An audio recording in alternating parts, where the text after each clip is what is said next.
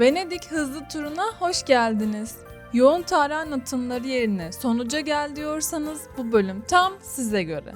Venedik'i bir örümcek ağı gibi ören su kanalları, San Marco Bazilikası gibi tarihi mekanlar, Venedik Cumhuriyeti ve meşhur Palazzo Ducale yani Doçlar Sarayı bu bölümde sizleri bekleyenler arasında. Dünyanın en etkileyici şehirlerinden bir tanesini gezmeye hazırsanız başlıyoruz.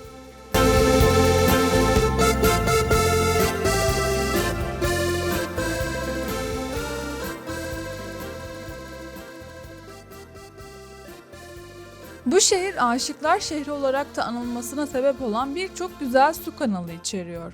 Güzel bir manzara bulmak için zahmet etmenize hiç gerek yok.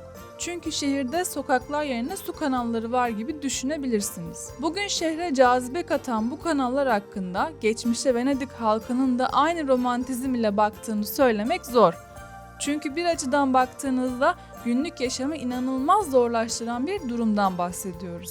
Yılın belli belirsiz zamanlarında ani yükselen su seviyesi yüzünden birçok ev ve iş yerini su basması, rutubet kaynaklı koku ve şehir içi ulaşımda yüzlerce köprüden geçme zorunluluğu başlıca zorluklar arasında bulunuyor.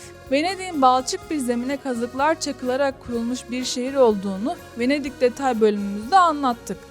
Ne derdi varmış bu insanların da Venedik şehrini kurmuşlar derseniz, 476 yılında yıkılan Roma İmparatorluğu sonrasında Germen kavimlerinden kaçan halk, kimsenin yüzüne bile bakmadığı bu bataklık bölgeye şehirlerini kurmak zorunda kalmışlar. Tarım ve hayvancılık imkanlarının olmadığı bu bataklıklarda ticaretten başka geçim kaynağı bulamayan Venedik halkı zamanla deniz ticaretinde Akdeniz'e hakim duruma gelmiş. Biz su kanalları konusuna geri dönecek olursak, Venedik'i gezerken duvar diplerine dikkatle bakarsanız yeşilin farklı tonlarını ve yosunları hemen fark edeceksiniz. Bunun sebebi yıl içerisinde değişen su seviyeleridir. Bu arada şehirdeki merdivenlere dikkat. Eğer valiziniz çok ise bu merdivenler gerçekten can sıkıcı olabiliyor. Venedik denilince akla ilk gelen şey su kanalları ise eğer, ikincisi de San Marco Meydanı'dır. Meydanı çevreleyen saray binalarıyla birlikte bize göre Avrupa'nın en güzel meydanı burası olabilir. Meydanın baş köşesinde San Marco Bazilikası bulunurken bir yanında astronomik saat, diğer yanında da Çan Kulesi yer alıyor. Hatta Venedik'te bunca gezecek yer olmasından dolayı astronomik saat fazla ilgi bile görmüyor diyebiliriz. Biz size bu meydanda bizi oldukça heyecanlandıran bir detaydan bahsetmek istiyoruz. Tetrarşi heykeli. 1204 yılındaki Latin istilasında İstanbul'dan çalınan Tetrarşi heykeli Bazilika'nın bir köşesinde bulunuyor. Dünya gözüyle İstanbul'un kurucusu İmparator Konstantin'in heykelini görmek isterseniz kaçırmayın deriz. Gelelim Venedik'in göz bebeği San Marco Bazilikası'na. Biz İstanbul'dan gelenler için biraz keyfimizi kaçıracak hikayeler var bu yapıda. Öncelikle San Marco Bazilikası'nın 1204'teki İstanbul'un Latin işgali sonrasında Ayasofya'dan esinlenilerek tekrar yapıldığını söyleyerek söze başlayalım. Bugün yapının ön cephesinde rölevesini gördüğümüz dörtlü at heykeli İstanbul'daki hipodromdan çalınarak buraya getirilmiş. At heykellerinin aslında bazilikanın içerisinde görebiliyorsunuz. Bunun dışında İstanbul'dan ganimet olarak getirilen birçok nadide parça yine bu yapının inşasında ve süslemesinde kullanılmış. Bu arada ön cephede görebileceğiniz Aziz Mark'ın aslanını ve mozaiklerin manasını merak ediyorsanız buyurun uzun bölümümüze diyerek biz Bazilika'ya ücretli bilet karşılığında giriyoruz. Katolik ve Ortodoks kiliselerini ayırt edebilecek kadar gezmiş ve okumuşsanız eğer, Bazilika'ya girdiğinizde aynı şaşkınlığı sizler de yaşayacaksınız. Katolik inancının Roma'dan sonraki merkezi konumuna gelmek için uğraşan Venedik idarecileri, şehri kutsamak için Ortodoks inancının baş kilisesi olan Ayasofya'yı örnek almışlar. İçeride azizlerin resmedilişi, mozaikler, altın kullanımı, kerubin melekleri, Ortodoks kiliselerine has narteks, nef, altar gibi tüm yapı elemanlarına San Marco'da şahit oluyorsunuz. Görünen o ki Ayasofya'nın devasa kubbesini taklit etmek mümkün olmamış. Ayasofya'yı bırakın sadece kopyalamayı, bugünlere kadar gelmesini sağlayacak güçlendirme çalışmalarını yapan ve Selimiye Camii ile bir ileriye taşımayı başaran Mimar Sinan'ı anarak gezimize devam ediyoruz. Sarayın hemen yanında yer alan tarihi liman, deniz yoluyla gelenleri karşılamak için ihtişamlı 2 adet sütunuyla sizleri bekliyor. Sütunlardaki heykellerin detayı uzun bölümde.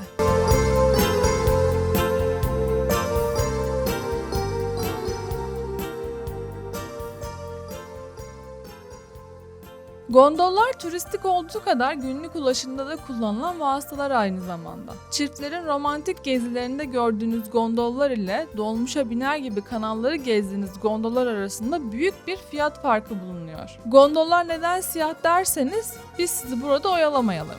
Uzun bölümde görüşürüz.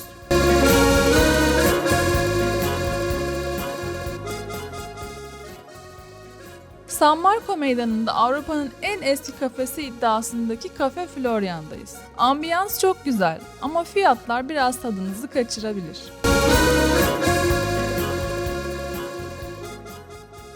Her yıl Şubat ayında festivalleri düzenlenen ve Venedik'in birçok yerinde görebileceğiniz maskelerin kara veba yüzünden ortaya çıktığını söylersek biraz şaşırabilirsiniz. Kara veba sonrasında da maske yapımına devam eden Venedikliler çıtayı oldukça yükseltmiş. Bizim karantina döneminde taktığımız maskelere göre oldukça estetikler. Turistlerin popüler ettiği mekanlardan her ne kadar kaçmaya çalışsak da biz de bu tuzağa düşmüş bulunduk. İçerisinde temsili bir gondol bulunan ve su taşmalarına karşı kitaplarını yükseklerde tutan bir kitapçıdan bahsediyoruz. Eksik kalmayalım derseniz bu kitapçıya da uğrayabilirsiniz. Venedik için su kuyuları hayati bir öneme sahip. İçme suyunu elde etmek için geliştirdikleri harika mühendislik çözümleri hakkında detay bilgiyi nerede bulacağınızı siz biliyorsunuz. Venedik'te idam edilmeye giden bir mahkumun gördüğü son manzara Ahlar Köprüsü'nden attığı bakışmış. İlk başta turist hikayesi gibi geldi biraz ama bizzat hapishaneye girip kontrol ettim. Evet, doğruymuş. Venedik bir cumhuriyet ülkesi olmuş tarihte. Tabii ki çok romantize etmemek lazım. Bu cumhuriyet rejimi döneminde güç soylular arasında el değiştirmiş. Soylu ve genellikle tüccar olan bu sınıfın arasındaki bir konsensus ile Venedik Doçluğu kan bağı ile değil, seçimle el değiştirmiş. İçerisinde bulunduğumuz Palazzo Ducale ise gotik tarzda inşa edilmiş. Yüzyıllardır büyük bir değişikliğe uğramadan gelebilmiş bu sarayı kesinlikle ziyaret etmeniz gerekiyor. Venedik Cumhuriyeti'nin yönetim şeklini ve yürütme organlarını anlamak için bu müze büyük bir fırsat sunuyor. Rönesans döneminin Floransa ve Roma ile birlikte 3 büyük kentinden biri olan Venedik, saraydaki duvar süslemeleriyle gözleri büyülüyor. Görev alanlarına göre ayrılan meclis odalarının duvarlarında sorumluluk alanlarıyla ilgili resimler olduğunu görüyoruz.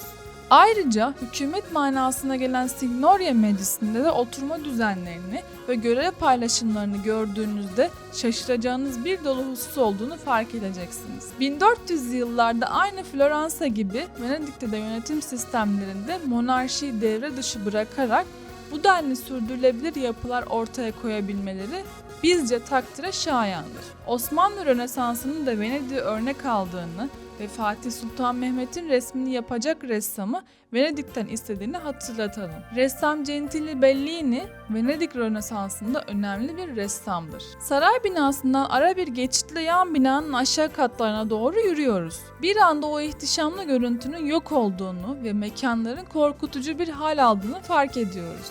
Bir zamanlar mahkumların bulunduğu bu binadan saraya geri dönerken bir bilgiyi de doğrulamış olduk.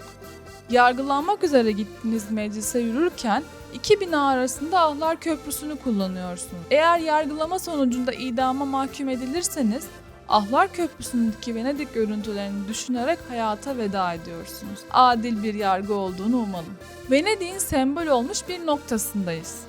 Turist kalabalığı yüzünden keyifli bir durak olmayacağını belirterek söze girelim. Arkanıza yaslanarak izlediğiniz bu Rialto Köprüsü görüntülerinin keyfini çıkarın. Venedik için yapıldığı dönem itibariyle bir mühendislik harikası olan bu köprünün önemi inşa tekniğinden geliyor. Bugün yığınlar halinde gelen turistlerin bu inşa harikasını incelemek için gelmedikleri aşikar olsa da siz yine de bu genel kültür bilgilerini es geçmeyin. Detaylar uzun bölümde dememize gerek yok. Kara veba bu şehrin nüfusunun tam yarısını almış. Avrupa'da birçok şehrin hafızalarına kazınan kara veba günlerinin anısına Venedik'te sembol bir kilise yapılmış. Biz yine de karşı kıyıdan kilisenin manzarasını izlemenin daha güzel olduğunu söyleyelim.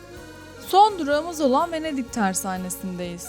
İnebahtı Deniz Savaşı'nda Osmanlı'ya mağlubiyeti yaşatan filonun büyük kısmı bu tersanede inşa edilmiş. Bugünlerde Venedik Bienalinde ev sahipliği yapan bir sergi alanı konumunda bulunuyor. Biz bu şehri sevmesine sevdik ama yüzlerce basamak valiz ve kızımız Nur'u taşımanın yorgunluğunu da hala unutmadık. Bir sonraki bölümlerde görüşmek üzere, hoşça kalın.